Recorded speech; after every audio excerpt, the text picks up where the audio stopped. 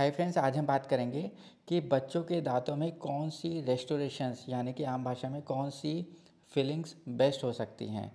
तो अगर हम प्राइमरी टीथ की बात करें यानी मिल्क टीथ की बात करें तो इसमें जो एज ग्रुप आता है यानी कि 10 साल से कम उम्र के बच्चे जिनके प्राइमरी टीथ डीके हो जाएं केरीज की वजह से, तो इनमें जो फिलिंग्स यानी कि रेस्टोरेशन जो की जाती हैं वो डिपेंड करती है किस टाइप के टीथ में रेस्टोरेशन की जा रही है।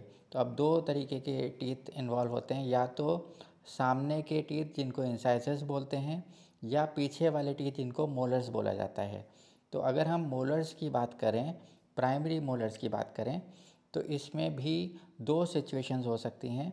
या तो जो टीके है, जो केरीज है, वो सेंटर में है टूथ के, तो इसमें जो रेस्टोरेशन यानी कि जो फिलिंग्स हैं वो प्रेफरेंशियली 3 या 4 तरीके की हो सकती हैं। तो पहला जो प्रेफरेंस कंसिडर किया जा सकता है वो है ग्लास आइनोमर सीमेंट यानी कि जीआईसी फिलिंग्स यानी कि जीआईसी रेस्टोरेशंस।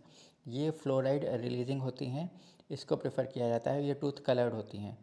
दूसरा है कि बायो एक्टिव रेस्टोरेशंस जैसे कि एक्टिवा किड्स रेस्टोरेटिव होता है, ये भी टूथ कलर्ड होती हैं, एस्थेटिक होती हैं और साथ के साथ ये बायो एक्टिव यानी कि सलाइवा फ्रेंडली होती हैं।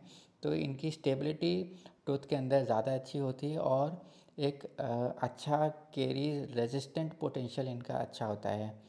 अब तीसरी जो फिलिंग्स होती हैं वो होती हैं कलर्ड रेस्टोरेशन, जो कि हम as a preferential restoration based on choice बच्चों को प्रेफर करा सकते हैं कि उनको किस कलर की रेस्टोरेशन चाहिए, उसके बेसिस पर ये फिलिंग की जा सकती है।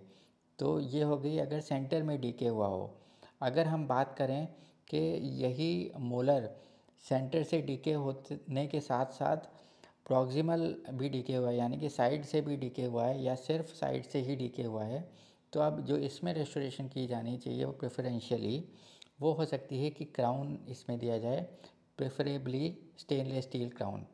ठीक है, ये बात हो गई मोलर्स की।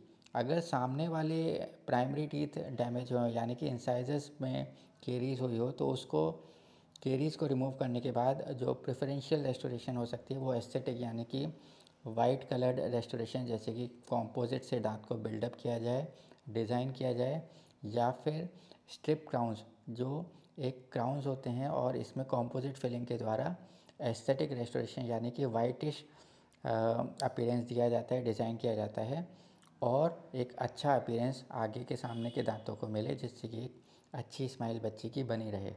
तो ये कुछ रेस्टोरेशंस होती हैं प्राइमरी टीथ की जो बच्चों में प्रेफरेंशियल होती हैं या प्रेफर की जाती हैं।